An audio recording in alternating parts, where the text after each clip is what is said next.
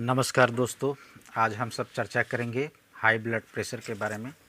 High blood pressure क्यों होता है और इससे बचने के उपाय क्या क्या हैं। तो हाई ब्लड प्रेशर की समस्या से ग्रसित लोग जो होते हैं वो क्यों होते हैं। तो सबसे पहले जानेंगे कि जब किसी व्यक्ति का रक्त दबाव जो होता है जब सामान्य से अधिक हो जाता है तब उसे उच्च रक्त दबाव के नाम से जाना जाता है।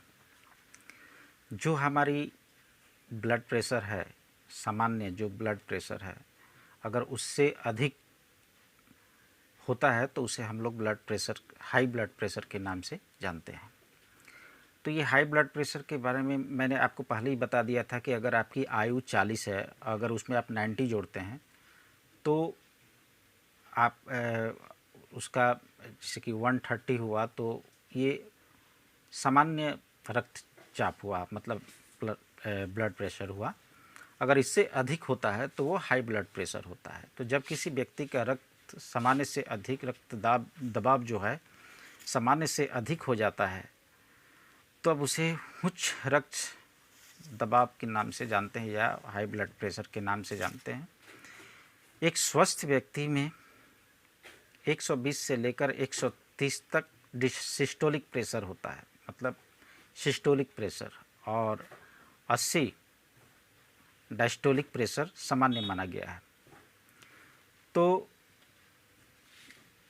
इसके कारण क्या है, जब ये जो सामान्य से अधिक जब ब्लड प्रेशर होता है तो इसके कारण क्या है, हाई ब्लड प्रेशर जब होता है तो उसके कारण क्या है ये जानेंगे।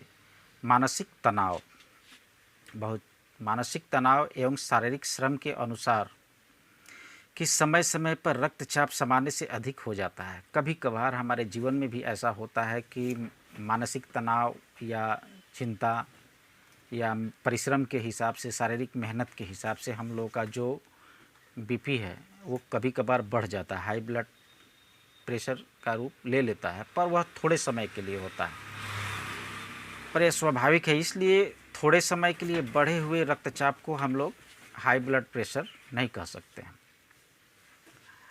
जब यह रक्त दबाव अस्थायी रूप से रहने लगता है और बराबर की स्थिति में रहने लगता है तभी उसे उच्च रक्तचाप कहा जाता है। तो इस स्थिति में जो व्यक्ति शराब, चाय, तंबाकू, कॉफ़ी आदि का अधिक सेवन करते हैं या अधिक मात्रा में सेवन करते हैं, अधिक दिन तक सेवन करते रहते हैं तो भी उनका रक्तचाप जो है बीपी बढ़ जाता है। तो शरीर और भी बहुत से कारण हैं रक्तचाप बढ़ने के। शरीर में यूरिक एसिड की मात्रा भी बढ़ जाने से रक्तचाप बढ़ जाता है। इस रोग की उत्पत्ति पैतृक परंपरागत भी हो सकती है, हेरिडिटरी भी हो सकती है। प्रातःकाल की अपेक्षा शाम के समय में सिस्टोलिक प्रेशर बढ़ जाता है। जो सामान्य बीपी हमारा सुबह रहता है तो शाम के समय में अगर उसका मेजरमेंट करते हैं तो उसका जो है मतलब बीपी जो है सुबह की अपेक्षा शाम को अधिक रहती है। तो इस स्थिति में इनके लक्षण क्या हैं। तो उच्च रक्तचाप में रोगी को प्रायः सिर दर्द होता है और ऐसा 75% रोगियों में देखा गया है कि सिर दर्द रहता है। यह दर्द सिर के पिछले भाग में होता है, जैसे कि इस तरफ पश्चिमी हिस्से में होता है, तथा विशेष रूप से सुबह के समय जगकर उठने के बाद होता है। जब भी हम लोग सुबह उठते हैं उसी स्थिति में होता है। तो विशेष रूप से सुबह के समय जगकर उठने के बाद यह होता है, जो धीरे धीरे कम होता है, और जब जैसे ही 10-11 बजते हैं उस समय तक लगभग ये जो पिछले हिस्से का जो दर्द होता है वो धीरे धीरे कम हो जाता है। रोगी के सिर में बार बार चक्कर भी आते हैं और खड़े रहने पर इधर उधर से धक्के जैसे महसूस होते हैं। मस्तिष्क की धमनियाँ कठोरता से आने से उसकी वृद्धि होती है, जो स्मृति होती है, बुद्धि, स्मृति और एकाग्रता नष्ट हो जाती है। और इनकी शक्तियाँ भी घट जाती हैं। तो इस स्थिति में जिसकी वजह से रोगी व्याकुल और अशांत रहता है, हमेशा परेशान रहता है। तो यह सब मुख्य कारण है हाई ब्लड प्रेशर के लिए। अधिक चिंता, लड़ाई झगड़ा करना, मानसिक तनाव में रहना, ज़्यादा नशा करना, व्यसन करना, यह हाई ब्लड प्रेशर के मुख्य कारण हैं। तो इसकी चिकित्सा हम लोग, और इसकी चिकित्सा जैसे कि कब्जियत रहना भी हाई बीपी के कारण हो सकते हैं। तो इनकी चिकित्सा करने के लिए सबसे पहले कब्ज दूर करना चाहिए। जो हमारी पेट की समस्या रहती है, कब्ज, एसिडिटी, हाइपर एसिडिटी जो भी रहती है, अजीर्ण रहता है, तो इसे दूर करने का प्रयास करें और हानि रहित औषधियाँ ही प्रयोग करें। अधिकतर मार्केट में तो बहुत सारी औषधियाँ उपलब्ध है, पर हर्बल ट्रीटमेंट करने का प्रयास करें। जैसे कि कुछ प्राणायाम करें, व्यायाम करें, इससे आप कब्ज से निवारण लाएँ। या बहुत तरह के चूर्ण भी मार्केट में आयुर्वेद में उपलब्ध हैं। पंचस्कार चूर्ण है, हिंगवाष्टक चूर्ण है, त्रिफला चूर्ण है, गैसहर चूर्ण है, गैसांटक बट्टी है। तो ये कब्ज से मुक्ति दिलाने वाले हैं। तो ज़्यादातर हानि रहित औषधियों का ही प्रयोग करें। कब्ज रहने पर रोगी का बीपी जो है वह तुरंत बढ़ जाता है। जब भी कब्ज रहेगा तो उस स्थिति में हमारी बीपी जो है लगभग बढ़ जाती है। तो इस स्थिति में हम लोग को फल और हरी सब्जी ज़्यादा मात्रा में खाना चाहिए। इससे क्या होता है कि कब्ज मिटता है। पेट फूल जाने पर भी और अजीर्ण के कारण भी रोगी का बीपी बढ़ जाता है। तो इसलिए बीपी की समस्या कभी कब्ज नहीं रहने से, बीपी की जो समस्या है कब्ज नहीं रहने से शराब भी न पिएं, किसी भी प्रकार की गुटखा, पान मसाला न खाएं या तंबाकू न खाएं। तो इस स्थिति में भी हमारे बीपी की समस्या ठीक रहती है। अगर कोई नशा है, जैसे कि गुटखा खाना, पान मसाला खाना या शराब पीना, कब्ज रहना, तो ये बीपी की समस्या के मूल कारण हो सकते हैं। अर्थात किसी भी नशा से बचें, शांत रहने का प्रयास करें। किसी भी नशा से बचना है, शांत रहने का प्रयास करना है, कम बोलना है, अनावश्यक रूप से किसी से झगड़ा न करें, बेवजह किसी से झगड़ा न करें और हमेशा खुश रहने का प्रयास करें। तो इस तरह का अपना रूटीन बनाने से धीरे धीरे हमारे इस समस्या में समाधान होने लगता है और काफ़ी हद तक निदान शुरू हो जाता है। अच्छे लोगों के साथ रहें, सुबह के समय टहलें, हल्का प्राणायाम करें और ध्यान करें, कुछ आसन करें जो आप कर सकते हैं। तो धीरे धीरे आपके जीवन में बदलाव आना शुरू हो जाता है। और कुछ दिनों तक अगर बताए हुए जो प्राणायाम हैं उनको करते हैं, कुछ आसन करते हैं, तो आप हाई ब्लड प्रेशर की समस्या से काफ़ी हद तक निजात पा जाते हैं और आपके व्यक्तित्व में भी सुधार आने लगता है। और फिर देखेंगे चमत्कार अपने जीवन में कि आप सिर्फ बीपी की समस्या से ही नहीं बल्कि शरीर के बहुत सारी समस्याओं से मुक्त हो जाते हैं। तो इस तरह से हम अपनी बीपी की समस्या को कंट्रोल कर सकते हैं और निजात पा सकते हैं।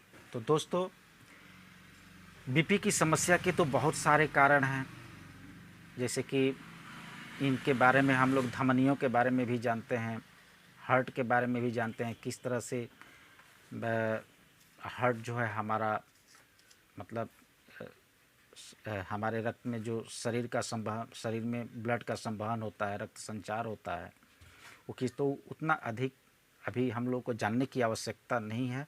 पर इनके जो लक्षण हैं, इनकी जो चिकित्सा है, ये जानना आवश्यक है कि हाई ब्लड प्रेशर की समस्या क्यों होती है और क्यों हमारे शरीर में यह रोग उत्पन्न होता है और इससे हम निदान कैसे पा सकते हैं और इस रोग से मुक्त कैसे हो सकते हैं। बस यही जानना ज़रूरी है। और आप से मेरा अनुग्रह है कि आप अगर प्राणायाम करते हैं रेगुलर, सुबह के समय उठकर टहलें, कुछ प्राणायाम करें, कुछ आसन करें, तो कुछ ही दिनों में देखेंगे कि इस रोग से आप बहुत हद तक मुक्ति पाने लग जाते हैं। तो दोस्तों, मेरा रिक्वेस्ट है आपसे कि आप बताए हुए जो जो भी प्राणायाम है वो प्राणायाम करें। कुछ आसन्स भी बताए गए हैं जो कि हाई ब्लड प्रेशर से मुक्त कराने वाले हैं, निजात दिलाने वाले हैं। तो इस तरह के व्यायाम करें, इस तरह के आसन्स करें। कुछ हल्के व्यायाम भी बताए गए हैं, उन्हें भी करें। तो इस तरह से हम लोग काफ़ी हद तक हाई ब्लड प्रेशर की समस्या से मुक्त हो सकते हैं। तो दोस्तों आज के लिए बस इतना ही। बहुत बहुत धन्यवाद। और इसके बाद वाले वीडियो में मैंने हाई ब्लड प्रेशर के ऊपर कुछ आसन्स भी बताए हैं। कब्ज के लिए कुछ हल्के व्यायाम भी बताए हैं, उन्हें ज़रूर देखें और उन्हें अपने जीवन में लाएं और उनका अभ्यास करें। इससे आप देखेंगे कि हाई ब्लड प्रेशर की समस्या से आप लगभग 15 से 20 दिन यह करने के बाद, या और भी कम समय में 5 या 10 दिन भी करते हैं, तो कुछ दिन के बाद अगर आप अपना बीपी मेज़रमेंट करवाएंगे तो देखेंगे कि बहुत ज़्यादा परिवर्तन पहले की अपेक्षा आपको वर्तमान में मिलने वाला है। तो यह बिल्कुल ग्रांटेड है, सत्य है। अगर आप इस बात पर अमल करते हैं और जैसा मैंने बताया है वैसा करते हैं तो निश्चित रूप से आपको सफलता मिलेगी। और वैसे तो मार्केट में हाई ब्लड प्रेशर के लिए बहुत सारे ग्रुप्स की दवाइयां हैं, जैसे कि एम्लोडिपाइन बेसेलाइट्स है और एटेनोल भी है। तो इस तरह की जो मेडिसिन्स हैं एलोपैथ में, तो या तो आपको हाई ब्लड प्रेशर से मुक्ति दिला सकती है, और उस स्थिति में क्या करेंगे, खाना ही पड़ेगा। पर अपना प्रयास हमेशा रहना चाहिए कि हम ज़्यादा से ज़्यादा अपने आप को सुरक्षित रख सकें और अपने आप को इस रोग से बचा सकें।